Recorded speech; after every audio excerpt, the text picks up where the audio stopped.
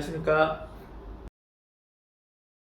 얼마 전에 이제 저희 사회복지사님들이랑 이제 사층 카페에서 얘기를 하고 있었는데, 사회복지사분들이 저한테 질문하셨던 게, 원장님 어떻게 하면 이제 예를 들어 정신과 진료를 보면서 받는 스트레스를 이겨내는지 이제 그 얘기를 좀 해주셨더라고요. 물어보셨더라고요. 그래서 제가 대답을 했는데 다들 만족하지는 않는 것 같습니다. 그래서 저는 개인적으로 은행에 대출을 많이 받으면 모든 스트레스 극복하고 열심히 할 수밖에 없다고 말씀드렸는데, 정신과 의사로서 이제 사실 진료를 보다 보면 여러 가지 한계도 느끼고 또 어려움도 느끼는 것 같습니다. 그런데 저한테는 뭐라고 할까, 큰 두 가지 사건이 있어서요. 아마 그 부분에서 얘기를 좀 드리면 서로 공감할 수 있는 부분들이 좀 나타나지 않을까 하는 생각을 하게 됩니다. 하나는 제 개인적으로 정신과 의사로서 많이 성장할 수 있게 된 계기가 그 아이를 가지게 되면서 그랬습니다. 그래서 사실은 이제 제가 회진 돌면서 이제 교수님하고 얘기를 하고 있었는데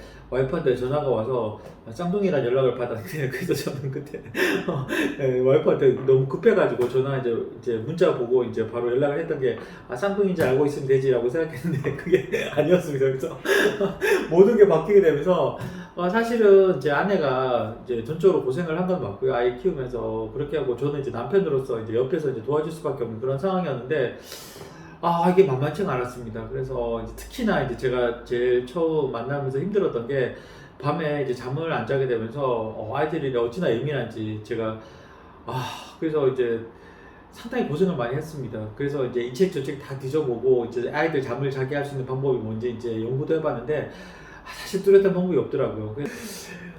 근데 제 개인적으로 아이를 키우면서 느꼈던 게 뭐냐면, 처음에는 매번 상당히 반복되는 일이라는 거에 대해서 상당히 힘들었습니다. 그래서 아이들이 성장하기 전에 매일 이유식을 준비한다든지, 또 아니면 제가 한 건 아니겠지만 또 기저귀를 간다든지, 이런 것들이 정말 매일 반복이 되고, 그리고 딱히 나아지는 것도 달라지는 것도 없는 것 같은데, 근데 분명한 거는 그 반복적인 과정을 통해서 아이들이 점차로 자라고 성장하는 과정들을 볼 수가 있었습니다. 그래서 처음에는 밤낮을 가리기 힘든 과정에서 그 다음 단계는 붙잡고 일어서고, 그리고 이제 사람들하고 어울리게 되고, 이제 그런 과정들이 하나씩 성장하는 과정들을 오랜 기간 동안 지켜보게 되면서 저는 개인적으로 이게 사람이 성장한다는 게 단순히 시간이 가면서 이루어지는 게 아니라 정말 어떤 신비로운, 정말 놀라운 과정이라는 것들을 감탄하고 또 배우고 있었습니다. 그런데 아마 그 부분들을 쭉 지켜봤었는데, 사실 이제 주사제 치료든 TMS든 어떤 치료가 됐든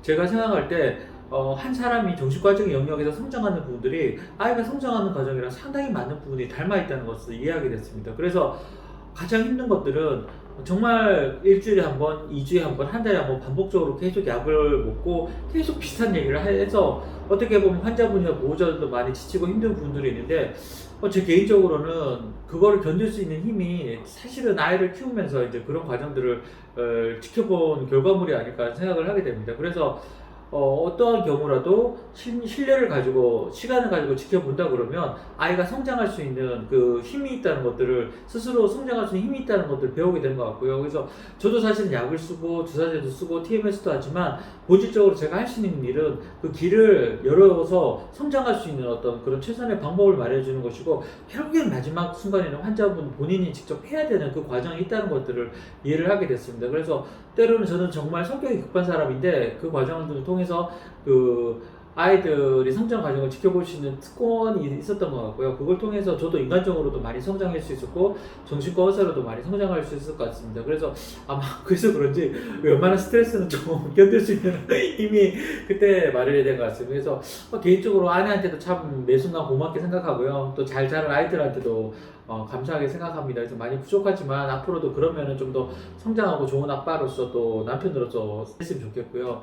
그리고 또 하나는 제가 이제 레지던트 때 그 식이장애라고 하죠. 먹는 것 때문에 조금 힘들어하는 환자분하고 이제 치료를 하게 됐습니다. 그래서 2년 동안 이제 일주일에 한 번씩 만나서 치료를 했는데, 정말 자주할수록 어떤 게 뭐냐면 2년 내내 먹고 토했다는 얘기를 하시는데, 사실 제가 한계가 느껴져가지고 이제 사실은 이제 안 오셨으면 왜냐하면 제가 이제 얘기는 듣지만 따로 해드릴 수 있는 게 없어가지고 어떻게 참 많이 자주스러웠습니다. 그래서 이걸 어떻게 해야 되나, 이제, 그래서 이제 저기, 정신과 의사들한테 슈퍼비전이라고 하는데, 이제, 위에 있는 교수님들하고도 상의도 했는데, 이제 여러 가지 얘기를 했지만, 사실 딱히 방법이 없었던 것 같습니다. 그런데, 이분하고 2년 동안 치료를 하면서 이제 깨달았던 것 중에 하나가, 어느 순간 이제 깨닫게 된 게, 이분이, 예를 들어, 먹고 토한다는 얘기를 했을 때, 그, 반복적인 이야기를 하지만, 사실은 그게, 원래 하고 싶었던 얘기가 아니라는 것들을 이해를 하게 됐습니다. 그래서 이분의 이제 마음을 이해를 하게 된 게 그 얘기를 반복해서 하면서 자기 안에 계속해서 무기력하고 그리고 자기 스스로가 변화될 수 없는 그런 한계에 대해서 치료자의 이해를 받기를 바랬던 거고 끝까지 그 부분을 이해를 받고 싶었던 분들이 있었던 것 같습니다. 그래서 근데 저는 이제 사실은 와서 변함이 없이 계속 먹고 토한다는 얘기를 할 때 저는 사실 치료자들을 공격하기 위한 어떤 생각이 아닐까 많이 좌절스러운데 오히려 그 시간들을 견뎠을 때 제 문제에서 벗어나서 자책하는 마음에서 벗어나서 그분의 마음을 이해하게 되었고 그 이후로 이제 제 개인적으로는 정신과 치료에 대한 부담이나 그런 것들을 많이 덜어버린 것 같습니다. 그래서 제가 모든 환자분들을 문제를 해결해 줘야 된다는 어떤 그런 강박에서 벗어나서 제 문제에서 벗어나서 조금은 환자분 입장에서 들어드리는 게 도움이 되지 않을까 하는 생각을 하게 됐습니다. 그래서 저한테는 사실 이 두 가지가 큰 사건이었고요. 그래서 이런 과정들을 통해서 정신과 의사로서 진료를 보고 또 치료할 수 있는 토대가 마련되지 않았나 하는 생각을 하게 됩니다. 앞으로도 이제 만편한의원에서 여러 가지 치료를 하고 또 계획해 나갈 텐데 아마 이제 두 가지 축일 것 같습니다. 가급적 환자분의 마음을 잘 이해하는 쪽, 또 하나는 환자분들이 치유할 수 있는 힘에 대해서 신뢰를 하고 최선의 치료를 할 수 있는 어떤 그런 시스템을 마련해 나가는 것들이 큰 변화일 텐데요. 아마 이런 부분들이 가장 핵심으로 속해 있는 부분이라는 것들을 이해를 좀 해주셨으면 좋겠습니다. 그래서 물론 이제 오셨던 분 중에 실망하신 분도 있을 거고 또 만족하지 못한 부분도 있을 것이지만 개인적으로는 절대로 포기하지 않고 이런 한계나 어려움을 딛고 좀 더 나은 진료 시스템을 만들어서 많은 분들에게 도움이 될 수 있는 어떤 그런 마음 편한 의원이 됐으면 하는 마음을 담아 오늘 시간을 준비해 봤습니다. 좋아요, 구독 꼭 눌러주시고요. 하여튼 건강하게 잘 지내시고 또 뵙도록 하겠습니다.